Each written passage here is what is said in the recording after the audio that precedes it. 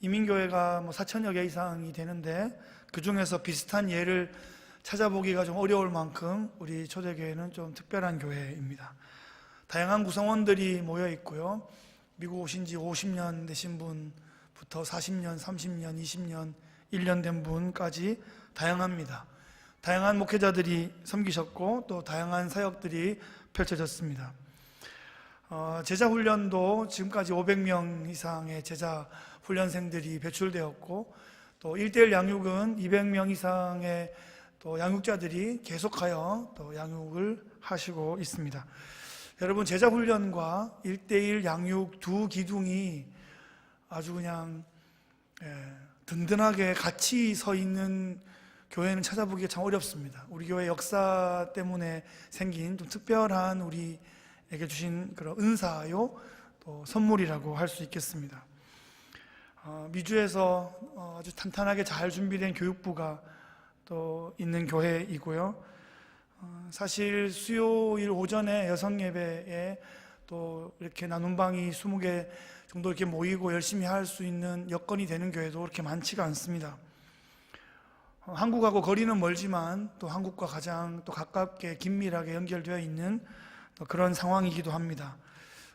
신방을 가보고 이렇게 만나보면 부모님들 대부분이 한국에 계시기도 하고 그래서 많은 교류가 또 있습니다. 교회에 대한 이야기를 이렇게 장황하게 꺼내는 이유는 초대교회 면면을 보면서 오늘 우리가 살펴볼 수리아의 안디옥 교회와 많이 닮았다, 그런 생각을 하게 되기 때문입니다. 이 안디옥 교회는 수리아 지역의 국제도시 안디옥에 세워진 디아스포라 유대인 커뮤니티 철치입니다. 예루살렘 교회가 어머니 교회라면 이 안디옥 교회는 자녀 교회이고, 또 예루살렘 교회가 유대적이라면 안디옥 교회는 열방을 향해 열려있는 그런 교회입니다. 예루살렘 교회가 그 어머니 교회가 경제적으로 어려움을 당했을 때 안디옥 교회가 적극적으로 모금 운동을 전개해서 그 어려움을 돕기도 했습니다. 앞으로 이 사도행전 13장부터 28장까지 펼쳐질 사도행전 후반부의 이야기는 이제 안디옥 교회를 중심으로 세계 선교, 열방을 향하여 땅끝까지 거침없이 복음이 전개되는 그 모습을 함께 우리가 보게 될 것입니다. 안디옥 교회는 그렇게 선교의 전초기지로, 선교의 모판으로, 또 훈련장이요 파송지로 준비된 그런 교회였고, 그런 인적 물적 자원으로 잘 준비된 교회였습니다. 오늘 우리 교회가 오늘날의 이 안디옥 교회와 같은 그런 역할을 감당해야 한다고 믿습니다. 오늘 본문은 1차 전도 여행이 시작되고 또 진행되고 돌아와서 또 보고하는 그 전체를 커버하는 13, 14장 2장이나 되는 넓은 본문을 다루고 있습니다. 함께 가슴 뛰는 선교 현장으로 함께 들어가 보겠습니다. 오늘 본문 13장 1절 말씀을 읽어보겠습니다. 같이 한번 읽어보죠. 시작. 안디옥 교회에 선지자들과 교사들이 있으니 곧 바나바와 니게르라 하는 시므온과 구레네 사람 루기오와 분봉왕 헤롯의 젖동생 마나엔과 및 사울이라. 안디옥 교회의 리더 그룹을 맡고 있었던 5명의 명단이 기록되어 있습니다. 바나바, 첫 번째 기록된 바나바는 우리가 아는 그 바나바이죠. 사울이 회심했을 때에 예수님의 제자 그룹으로 연결해 준 그 착한 사람, 위로의 아들이란 별명을 가지고 있었던 그 바나바입니다. 구브로 출신이고 레위 지파 출신입니다. 이름이 첫 번째로 기록된 것으로 보아서 이 5명 중에 선임 리더였던 것으로, 쉽게 이야기하면 담임 목사님이었던 것으로 그렇게 이해할 수 있겠습니다. 두 번째 있는 이 니게르라 하는 시므온 누구일까요? 이 니게르에서 뭘 느낄 수 있어요? 검다는 뜻이에요. 니게르, 그죠? 지금도 그 어원과 같은 어원을 쓰고 있어요. 검은 사람이에요. 검은 사람, 흑인인 것 같아요. 학자들은 이 사람이 예수님의 십자가를 대신 졌던 구레네 시몬이다, 이렇게 해석하고 그렇게 예상하고 있습니다. 예수님의 십자가를 억지로 진 다음에 예수님의 죽으심과 그분의 부활을 목격한 다음에 공동체의 일원이 되어서 충성스럽게 섬기다가 안디옥에 세워진 이 국제 도시, 이 교회 공동체 가운데 새롭게 조인하게 되었고 교회 리더로까지 쓰임받게 되었던 것 같습니다. 구레네 사람 루기오, 이 사람도 북아프리카에서 온 사람이죠. 헤롯의 젖동생 마나엔, 이 헤롯 가문에서 헤롯과 함께 젖을 나눠 먹은 이 마나엔이라는 사람이 이 안디옥 교회 리더십 그룹에 있었습니다. 아마 이 마나엔을 통해서 이 헤롯 가문의 여러 가지 비하인드 스토리를 누가가 많이 듣고 담아서 누가 복음에도 기록하고 아마 그랬을 것 같습니다. 마지막으로 우리가 잘 아는 사울, 바울로 알려져 있는 바로 그분이죠. 다소 출신 로마 시민 그 바울입니다. 바울이 이제 마지막에 기록된 것은 안 중요한 인물이어서가 아니라 히브리 그 사고에서 어떤 명단을 기록할 때 제일 중요한 인물을 처음에 쓰고 두 번째 중요한 인물을 마지막에 쓰는 그런 습관이 있습니다. 그래서 이 바나바와 사울을 따로 구별하여 안수하여 파송하는 그 장면을 우리가 볼 수 있습니다. 안디옥 교회를 바라보면서 우리가 느끼는 것은 인종적으로, 문화적으로, 언어적으로 여러 가지 면에서 매우 다양한 폭이 넓은 그런 교회였다는 것이죠. 이들이 모여서 금식하며 파송하여 이들을 바울과 바나바를 이제 선교에 이렇게 보내게 됩니다. 자, 이 장면을 우리가 눈여겨봐야 되는 것은 사도행전 1장 8절 이 말씀이 사도행전 전체를 여는 키이고 바로 관통하는 그 핵심 주제인데 이제 예루살렘과 온 유대와 사마리아와까지가 이제 한 거고 땅 끝까지 이르러 이것이 13장의 이 전도 여행 바로 이 지점에서부터 출발하는 것입니다. 그래서 땅 끝까지 이르러 증인되는 그 사역이 시작되는 것이에요. 자, 여기서 또 하나 봐야 될 것은 아무리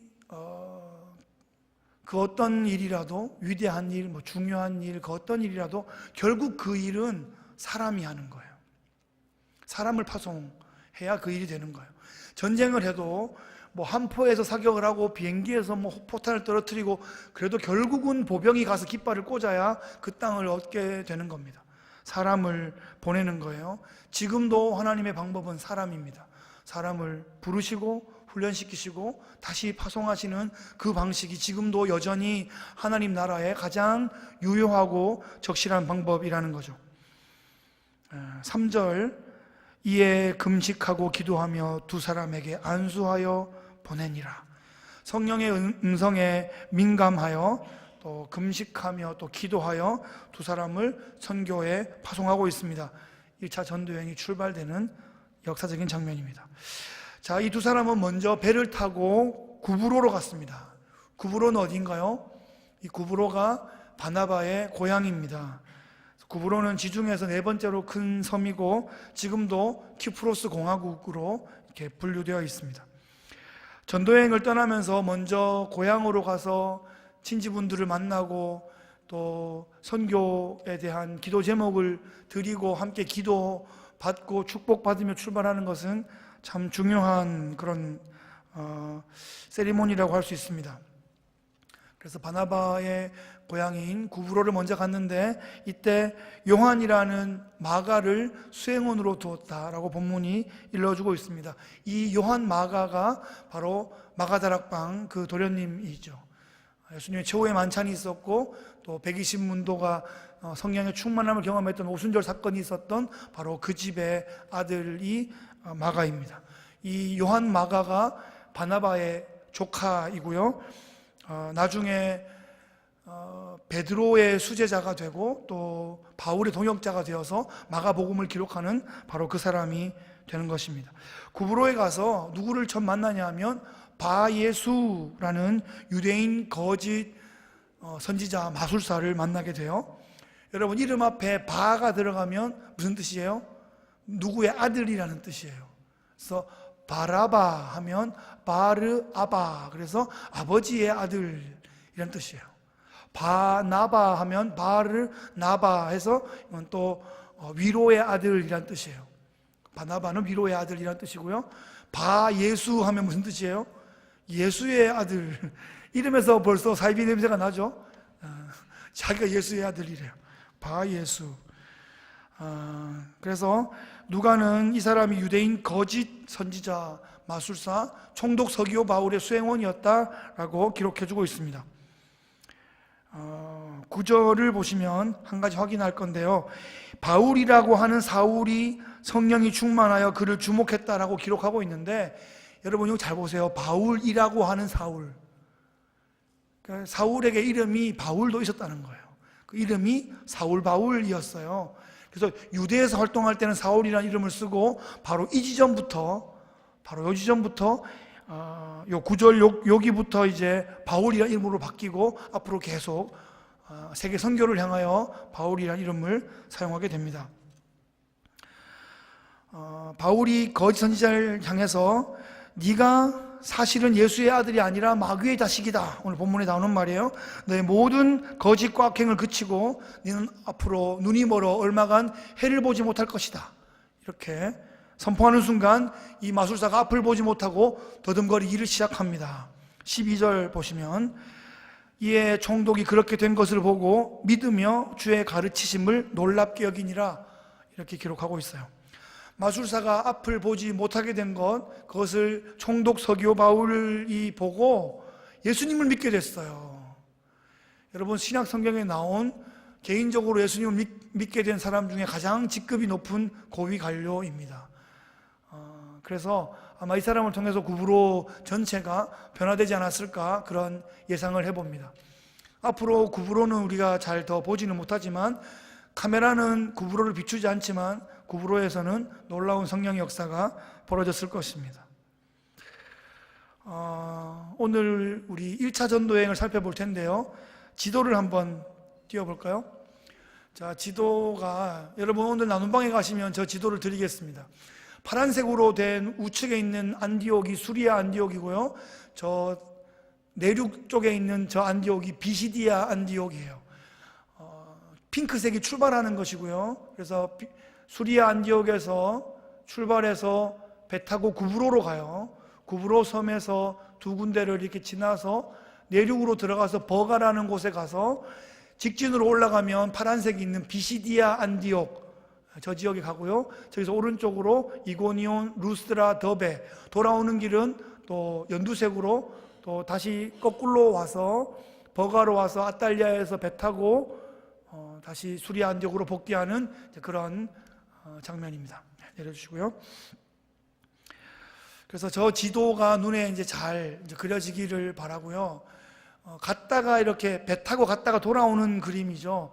저 갔다가 돌아오는 비시디아 안디옥에서 이고니온, 루스드라, 더베 갔다가 오는 그 지역이 갈라디아 남부 지역이거든요. 그래서 저 지역을 향해서 복음을 지금 바울이 13장에 전하고 있고, 그리고 나중에 저 지역에 유대주의자들이 와서 다른 복음, 거짓 복음을 전해서 저 갈라디아 지역이 막 흔들리니까 저 지역을 향해서 편지를 쓰는 것이 갈라디아서예요. 그래서 1차 전도여행 지역이 갈라디아 지역이었고, 그 교회들을 섬기기 위해서 목회적인 진단과 해결책을 준 그 성경이 갈라디아서라는 말이에요. 그래서 앞으로 2차, 3차 전도여행도 쭉 볼 텐데 그 전도 지역들을 보면서 거기에 세운 교회들을 향하여 나중에 다시 편지로 이렇게 목회적인 케어를 하는 것이 바울의 서신서다, 이렇게 보시면 되겠고, 그렇게 바울은 13권의 서신서를 신약 성경에 남겨주고 있습니다.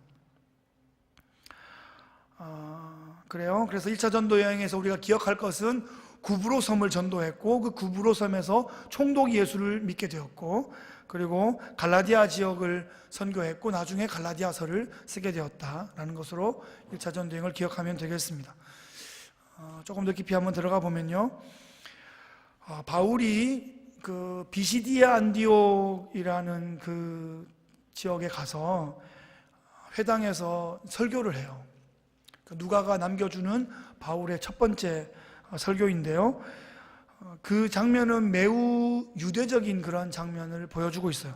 14절과 15절을 한번 보시면 그들은 버가에서 더 나아가 비시디아 안디옥에 이르러 안식일에 회당에 들어가 앉으니라. 율법과 선지자의 글을 읽은 후에 회당장들이 사람을 보내어 물어 이르되 형제들아 만일 백성을 권할 말이 있거든 말하라. 자, 이 보시면 일단 날짜는 안식일이고요, 장소는 회당이고 읽은 말씀은 구약 성경이에요. 그러니까 지역은 예루살렘이 아닌데, 이스라엘 지역이 아닌데 우리 한국 사람들처럼 어디든지 가면 한인 공동체가 있는 것이에요. 한인 교회가 있는 거예요. 회당이 한인 교회 같은 역할을 하는 거예요. 거기서 이제 바울이 율법책을 읽고 그 율법을 강론하여 주는 그런 장면을 보게 됩니다. 그 청중의 대부분은 디아스포라 유대인들이다 이렇게 이해하면 되겠고, 경건한 이방인들이 몇몇 섞여 있는 그런 정도였습니다.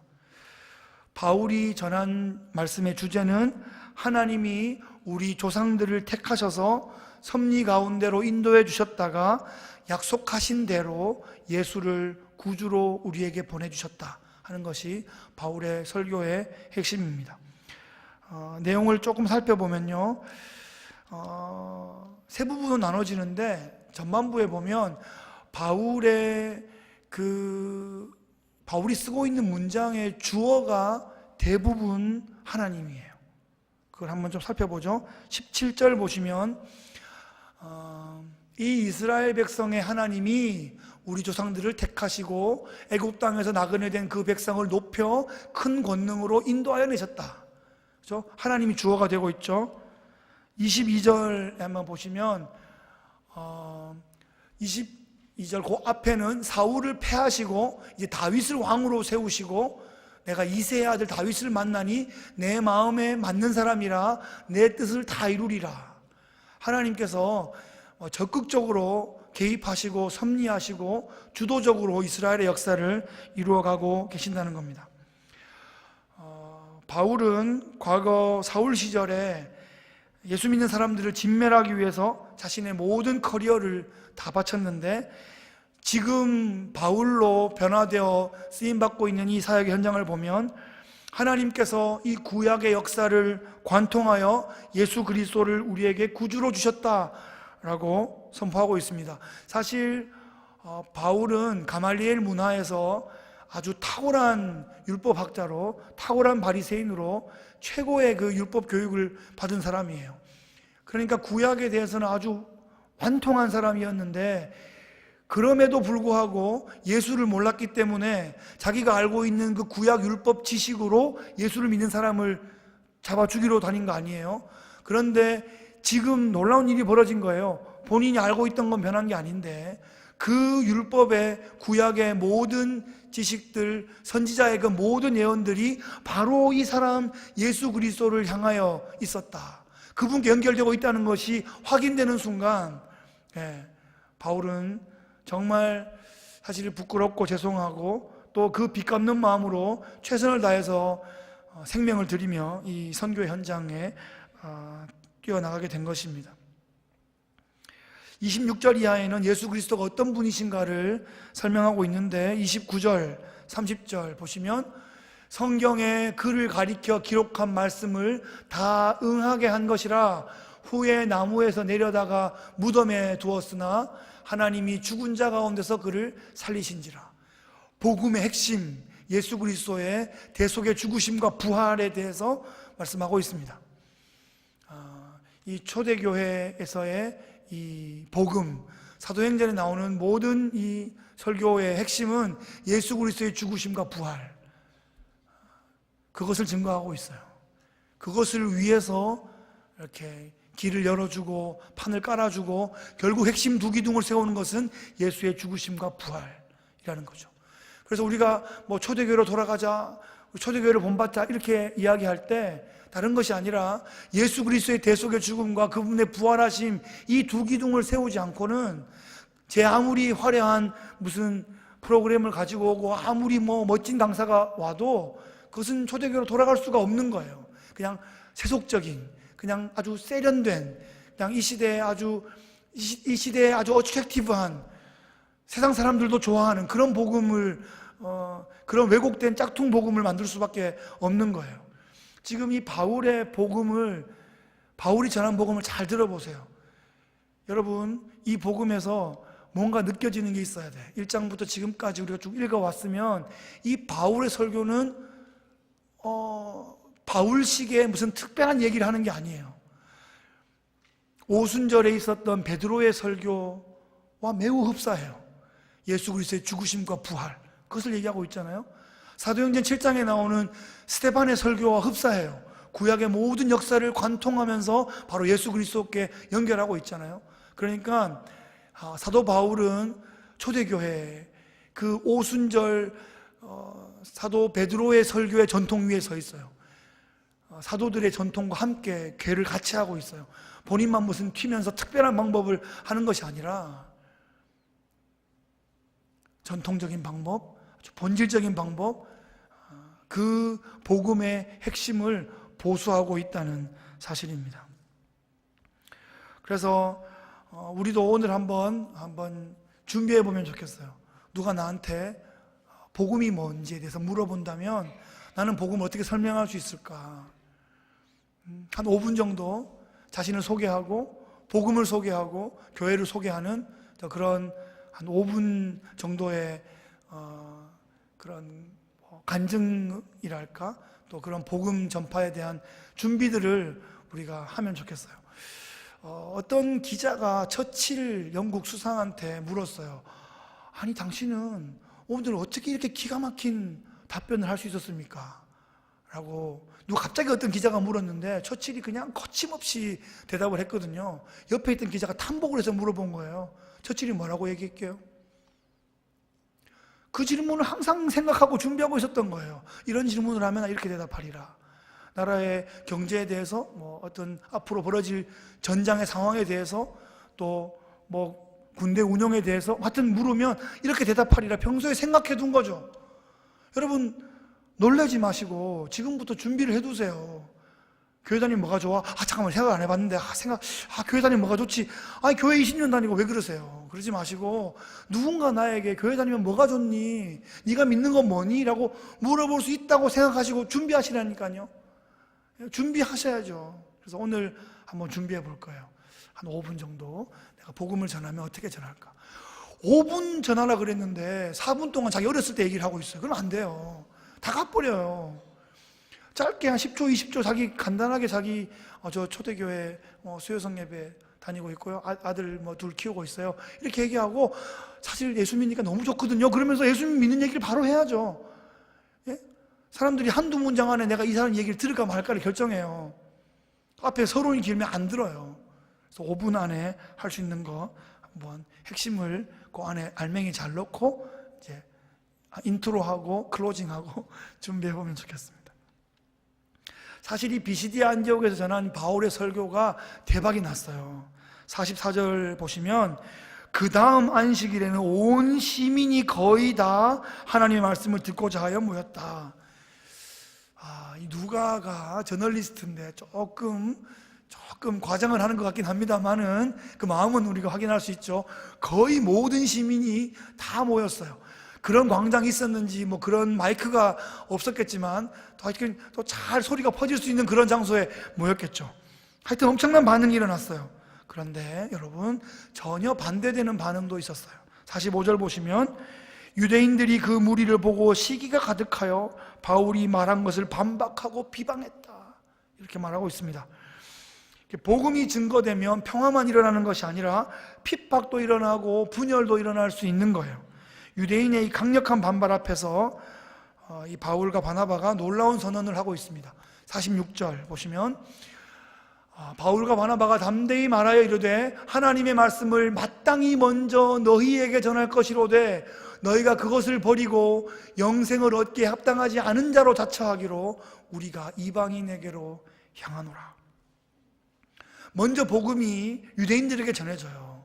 그래서 바울은 가는 곳마다 유대인 회당에 가고, 유대인 회당에 가면 디아스포라 유대인들이 모여 있거든요. 그들에게 먼저 율법을 가지고 복음을 전하는데 이들이 그걸 받지 않아요. 그래서 니들이 영생을 받기에 합당하지 않은 자로 스스로 증명하고 있기 때문에 나는 이방인에게 간다, 이렇게 말하고 있어요. 사실 9장 15절에 우리가 전에 살펴봤지만, 이 사람은 내 이름을 이방인과 임금들과 이스라엘 자손에게 전하기 위해 택한 나의 그릇이다, 이렇게 하나님께서 아나니아에게 사울을 소개하면서 이렇게 말씀한 거죠. 그래서 오늘 본문을 통해서 그것 중에서 좀 더 이방인을 위한 사역으로 포커스를 하고 있습니다. 이유는 무엇일까요? 유대인들이 복음을 받지 않았다 하는 그런 현실적인 그런 이유도 있겠습니다만, 좀 더 본질적인 이유를 살펴보자면 바울이 이방인 선교를 위하여 좀 더 적합한 사람이었다는 거죠. 그래서 베드로는 계속 유대인들을 위하여 쓰임을 받고, 바울은 다소에 있었고 바이링결이었고 또 로마 시민이었고 이방인을 위해서 잘 사역할 수 있는 준비가 돼 있었어요.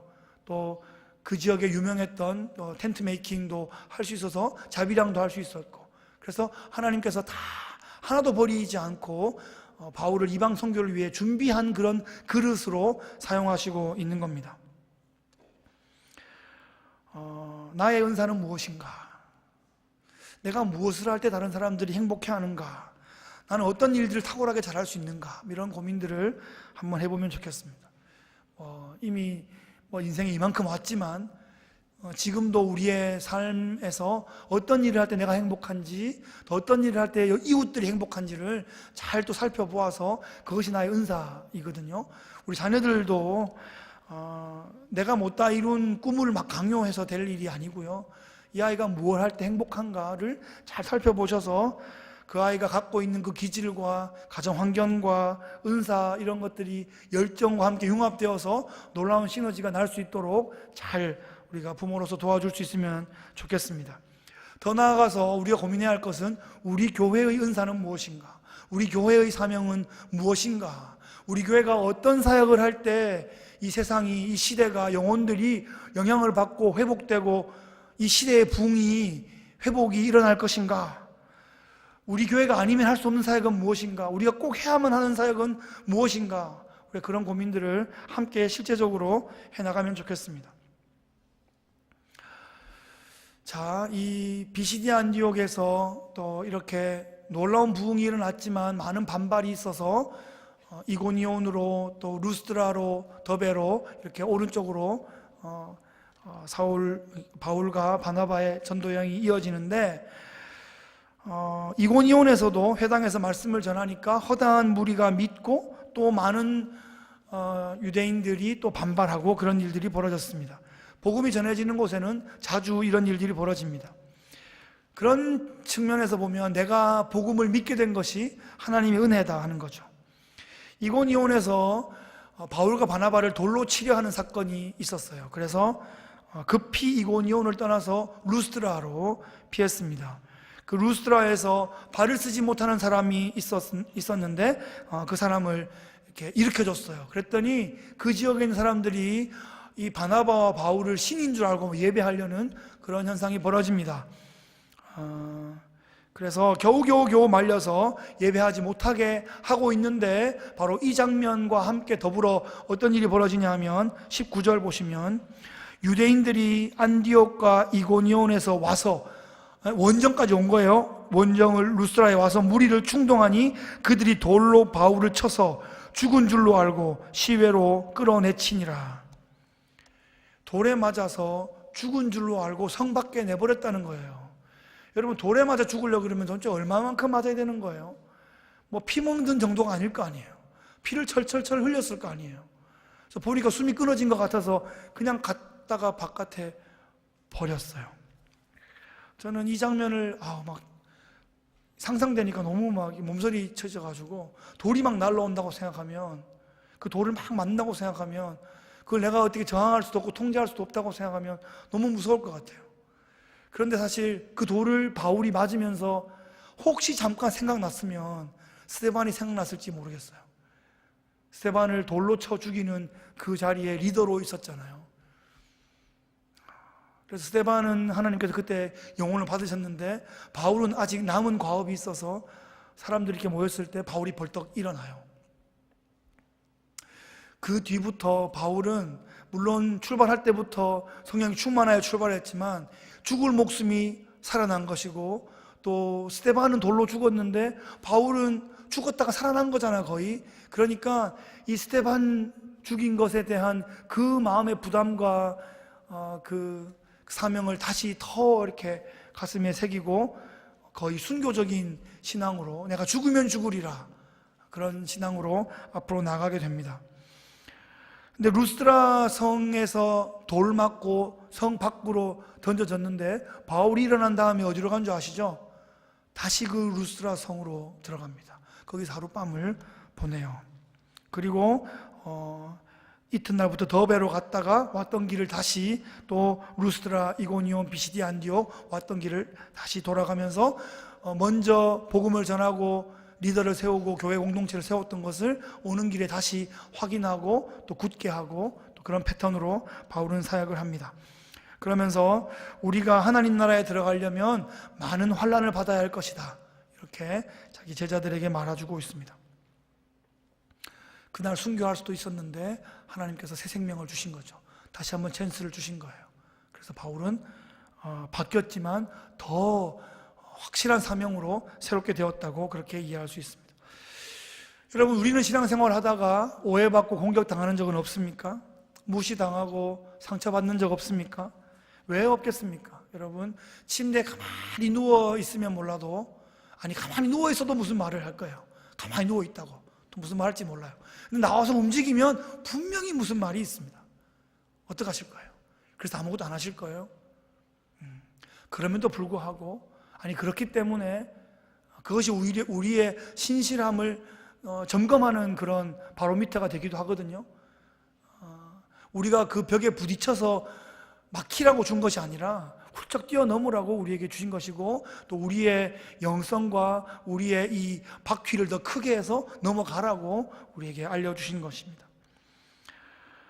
뭐라도 하려고 하면 반드시 지적하고 제동 걸고 엉뚱한 소문내고 하는 일들이 분명히 있습니다.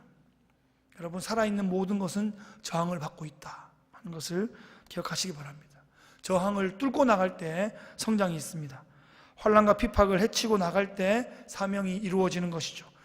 이 사명은 생명과 맞바꾸는 것입니다. 생명의 가치를 들이지 않고는 이 사명을 이룰 수 없는 것이에요. 바울과 바나바는 안디옥 교회로 복귀해서 하나님 행하신 모든 일과 이방인들에게 문이 열린 것과 놀라운 사건들을 보고하면서 또 은혜로운 교제를 하였다라고 본문은 소개하고 있습니다. 움직여야 사건이 일어납니다. 또 사건이 일어나야 나눌 이야기가 있고, 이야기를 나누어야 영적인 그런 영향력과 반향이 일어납니다. 이야기를 나누어야 은혜가 흘러가고 감동도 흘러가고 구원의 사건이 일어날 수 있습니다. 그래서 우리는 이제 앞으로 계속해서 우리는 움직여야 돼요. 우리는 말해야 되고 우리는 움직여야 되고, 그렇게 해서 계속 세상과 프런트라인에서 접촉하는 일들이 일어나야 돼요. 교회는 어떻게 성장하냐? 교회는 세상과 맞닥뜨리고 있는 그 전선, 그 프런트라인에서 맞닥뜨리는 그곳에서 이렇게 밀고 나가면서 그렇게 조금씩 성장하는 거예요. 한 명이 한 명을 전도하면서 그렇게 모닥불이 그 옆에 있는 나무를 불을 당기면서 그렇게 전도를 통해서 펼쳐지게 되어 있습니다. 갑자기 뻥 하고 한꺼번에 다 이런 일은 잘 없어요. 그래서 그 소중한 일들을 위해서 우리 한 사람 한 사람에게, 그렇게 한 명에게 또 복음을 전하고 또 기도해주고 기다리고, 그런 일들을 통해서 복음이 증거되고 하나님 나라가 확보되는 것입니다. 말씀을 맺겠습니다. 오늘 말씀은 바울과 바나바가 안디옥 교회에서 선교 파송을 받아서 구브로 섬과 갈라디아 지역을 선교하고 돌아와서 보고한 그 이야기, 그 기록입니다. 루스드라에서 순교에 방불한 상황을 겪으면서도 굴하지 않고 그 도시에 들어가 다시 하루를 보내는 그런 바울의 심정은 어떤 심정일까요? 바울은 성령에 충만해서 예수의 증인된 삶을 살고 있습니다. 사도행전 1장 8절 내 증인이 되리라. 그 증인이란 말이 마르티스라는 말인데요. 그 마르티스가 순교와 어원이 같은 거죠. 그래서 증인되는 것이 순교적 삶이에요. 순교는 너 예수 믿을래 안 믿을래 빵 뭐 그런 1초 만에 이루어지는 그런 상황이 아니란 말이에요. 계속하여 나의 삶을 통하여 증인되는 삶, 그것이 순교적 삶인 것이에요. 그 순교적 삶을 살아내는 것이 선교예요. 증인됨과 이 순교적 삶과 선교는 연결되어 있는 것입니다. 우리가 할 수 있는 일, 우리가 해야 되는 일은 뭐예요? 증인되는 삶을 사는 것이에요. 그것이 순교적 삶이고, 그것이 우리의 자리에서 미셔널 라이프를 살아내는 것이고, 그런 사람들이 모인 공동체가 미셔널 처치가 되는 거예요. 선교적 공동체가 되는 것입니다. 요즘 신학계의 가장 핫한 이슈가 바로 이 미셔널 처치라는 개념인데요. 선교적 교회가 되는 것은 한 사람 한 사람이 증인된 삶을 살아가는 데 있습니다. 오늘 제가 적용 나눔에 내 인생의 미션 스테이트먼트는 무엇인가 라고 이렇게 질문을 던졌습니다. 사실 이거 일터사역 2강에 가면 이 미션 스테이트먼트 쓰는데 1시간을 막 들이면서 막 이렇게 군부를 떼가지고 마지막에 이렇게 한 줄 쓰게 하는 건데, 제가 했던 미션 스테이트먼트를 공개해드리면, 나의 사명은 하나님의 사람들을 성경적 세계관으로 훈련하여 가정과 일터에서 구속적 삶을 살도록 이끄는 것이다. 이것을 저의 인생의 미션 스테이트먼트로 삼았습니다. 그래서 이 일들을 위해서 나의 생명과 이 사명을 맞바꿀 수 있다. 그렇게 해서 살아가는 것이에요. 수요 여성 예배의 사명은 무엇일까요? 우리의 사명 선언문은 원래 우리가 하나 있었는데 어젯밤에 조금 다듬었어요. 그래서 지금 공개를 하겠습니다. 띄워주시죠. 함께 읽어보겠습니다. 시작. 수요 여성 예배 사역의 사명은 하나님의 부르심에 따라 견고한 가정과 믿음의 공동체를 세우며 하나님의 사랑을 전하는 신실한 여성들을 세우는 것이다. 이 거룩한 부르심에 응답하기 위해서 우리의 마음과 뜻과 힘과 정성을 모아서 거룩한 동역이 일어날 수 있기를 주의 이름으로 축복합니다. 기도하겠습니다. 참 좋으신 하나님 아버지, 감사합니다. 하나님께서 택하신 그릇을 통하여 이방을 또 담으며 열방을 담으며 또 그렇게 하나님 나라의 귀한 도구로 바울을 사용하시는 하나님의 손길을 봅니다. 하나님 아버지, 우리도 그렇게 하나님 앞에서 은사와 사명이 발견되어 그렇게 쓰임받게 하여 주시고, 우리의 자녀들도 그렇게 쓰임받게 하여 주시고, 우리의 교회 공동체가 그렇게 하나님의 뜻에 합당하게 쓰임받는 그런 멋진 공동체 되게 하여 주시옵소서. 오늘도 우리의 기도에 함께 해주시고, 또 우리가 올려드리는 찬양의 고백과 또 우리의 헌신에 함께 동역하여 주옵소서. 감사드리며 예수 그리스도의 이름으로 기도드리옵나이다. 아멘.